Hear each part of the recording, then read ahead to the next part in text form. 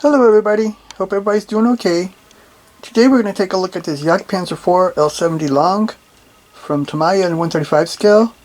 This is going to be a bit of a comparison with the Revell kit we did last weekend. But first, you meet my new pets here. I have wood bees everywhere here on my model shelf. They're using the holes as nests. You can see them there.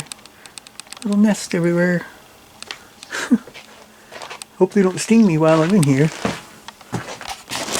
They took over my shop. You can hear them, but they try to stay a little bit farther away. So they try to dive bomb me.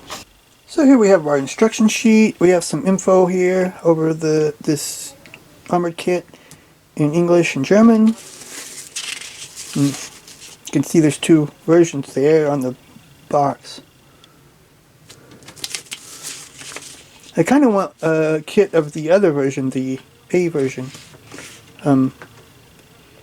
Vomag? No, the V. They have the A and the V. One's Vomag and I can't remember the name of the other one. But I kind of want that one too. They look totally different, so. And you can see here we have 4 sprues of plastic. We start like normal with the suspension. We got road wheels and sprockets and the idler wheel. Then we got the rear panel here. Putting the exhaust on. We got our little box there. And all these little parts here. So number 3.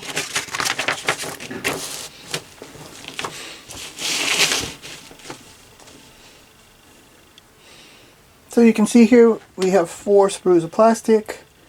Number 1, we're starting like normal with the suspension, sprockets, road wheels, and the idler wheel. Then we have here the rear panel. You have building the exhaust. You put the exhaust on. We got our little box there and some other little detail parts. Looks like some kind of crank there too. So here, number 3. You put the back plate on, you put the front plate on.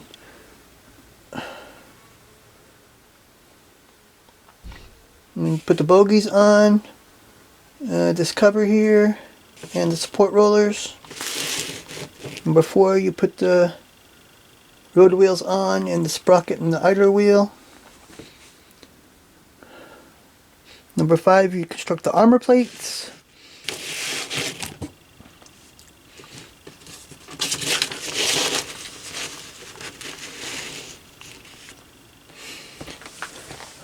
Number 5, you construct the armor plates. Number 6, we're working on the gun here. We got the part of the mantle that goes on the inside and a couple of hatches to build.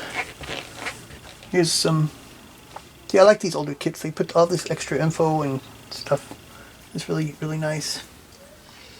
So number 7, we're constructing the inside of the upper hull.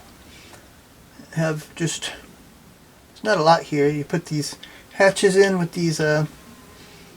pieces so it can move. Put some fenders on and these brackets here.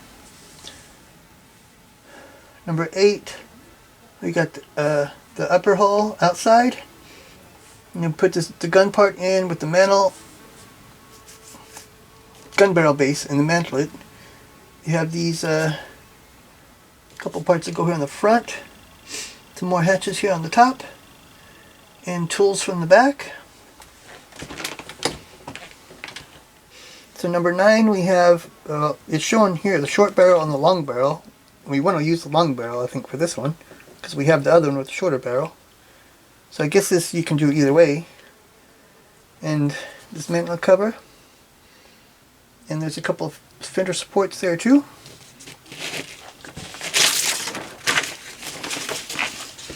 So number 10, got a hatch, handles, the jack, and there's some other small parts here. Number 11, more Pioneer tools and extra road wheels and a shield there. Number 12, extra track. In here, well, we see here there's two versions, but this is only showing one. Even though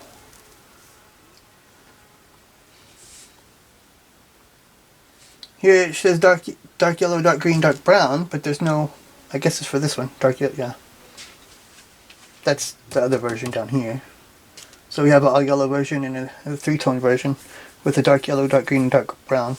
And I usually use a olive green from Revell and the 37 from Revell. I forgot what it's called. Oh, Seagull Red. It's like brick red for that one. I don't know. I think they're pretty close. So that's our instruction sheet. Pretty simple. Looks like a simple, uncomplicated build. So here's our decal sheet. It's small and uncomplicated, but it's also pretty thorough. They got the numbers. You have a choice of numbers you can use. We have our I and crosses. There's a lot of different unit symbols to use, as well as the tactical markings. So yeah, I think that's pretty good that they added so much there. There's also some kill markings here you could add on if you wanted to. I probably won't be using that though. And they look good. They look in register. Tamiya does a pretty good job with decals. So our first part is the bottom of the hull. You can see here the side looks okay, but the bottom there's no detail at all there. So Revell already won on this one, because Revell, even though the detail didn't look so, it looked like there was something missing, maybe some bolt heads or something. This one has nothing at all on the bottom, even though the sides look good though.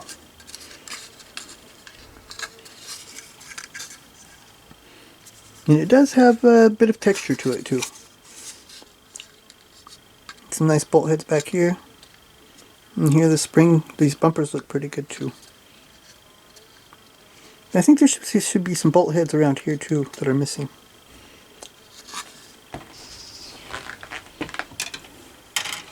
So here we have sprue A. Also with sprue A were a whole bunch of poly caps. So the suspension should be movable, which was originally intended for a motor. That's why all the holes in the hull. So here, I think the bogies look good. Nice bolt heads. The sprockets as well.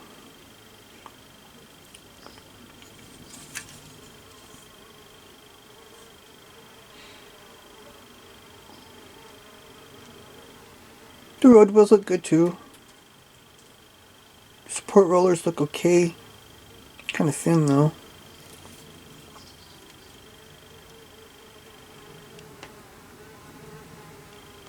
The idler wheel is also okay.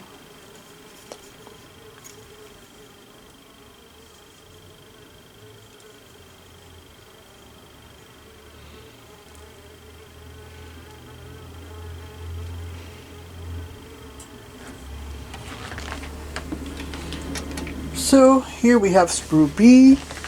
We have our back plate, our front plate, C-clamps, exhaust, extra road wheels, and all of our Pioneer tools and fire extinguisher and everything.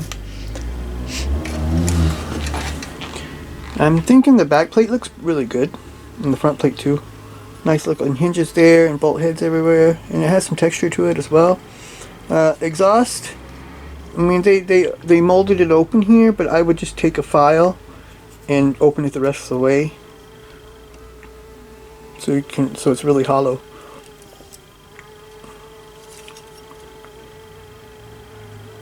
The tools look good too. The jack looks okay.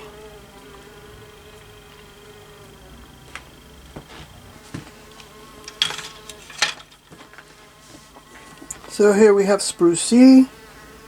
Here we have our front plate, the fenders, the upper hull, our crew figure, our extra track, one of the gun barrels, the longer one, the mantlet and mantlet cover, also the gun, the inside part of it, bore brush, did I say that? The hatches too here.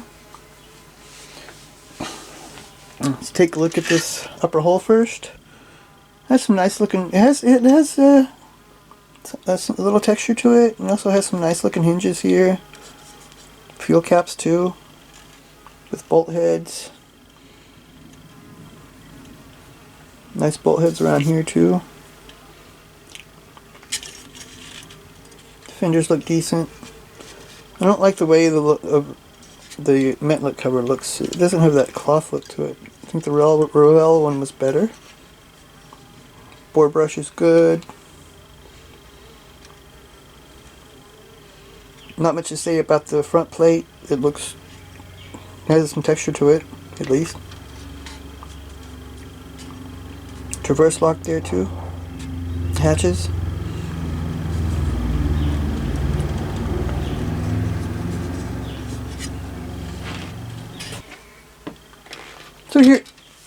So here's sprue D. This has our side plates, our side armor, our shorter gun barrel, which we won't be using, more extra track, and these things that they hold it on. See it everywhere here. And we have some nice bolt heads around here. Not worried about the gun tube, we're not using it. And this track looks good. And you get some large pin marks on the inside. Those will be noticeable, so I would fill and sand them. The other kit didn't have the side skirts,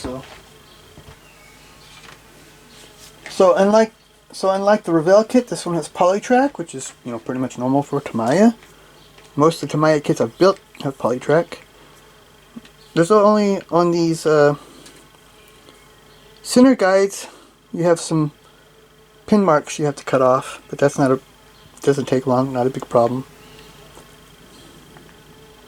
I think it looks okay, and at least it doesn't have the Revell track had all those pin marks on the inside. Something you can fix, but it takes a long time because it's a separate piece. Track takes a long time. This is simpler. I think it'll look good too. It's not really that thick, so I think it'll fit on pretty good as long as it's the right size. So about this kit, I think it looks pretty good. It has the bottom of the hull. The old Tamiya kits were always like that, but I don't see it as a big problem. But if that is a thing for you, then the Revell kit is better. The Revell kit also has single piece track, so that makes it also better. I think the Revell kit is also a little bit more detailed. So I guess the Revell kit has to win, as hard as that is for me to say, because Revell isn't my favorite company.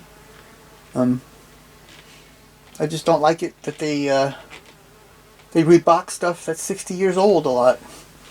I mean, Tamiya does reboxes too, but eventually they do new tooling. So I think in this case that the Revell kit is better.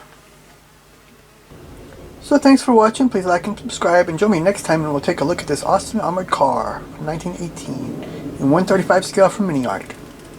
Until then, bye.